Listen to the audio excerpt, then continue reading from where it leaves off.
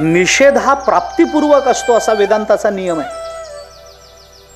अप्राप्तीत निषेध करता येत नसतो माणसाला. प्राप्तीत निषेध करावा लागतो. मिळाल्यानंतर निषेध असतो, न मिळता निषेध करायचा नसतो. एकाने मला सांगितलं, मला आमदार व्हायचं. अरे पण तुला विचारलंय कोणी, होणार आहात का तुम्ही म्हणून? अरे न विचारताच मला व्हायचं नाही, हा निषेध का करता तुम्ही? आधी तुम्हाला 4 पक्षांनी विचारू देत की तुम्ही आमच्याकडून निवडणूक लढवता का, मग तुम्ही सगळ्यांना नाही म्हणा, तर हा निषेध योग्य आहे. रस्त्यावरून जाताना कोणी विचारत नाही ना आपल्याला आमदारच व्हायचं नाही, अरे तुला कोण विचारतंय?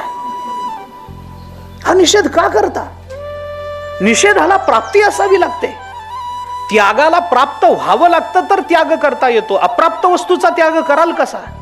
अप्राप्त अधिकाराचा निषेध कराल कसा? मग प्राप्त काय आहे, कशाने हे होऊ शकतं?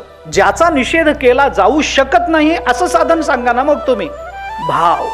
भावे वीण देव न कळे निस्संदेह.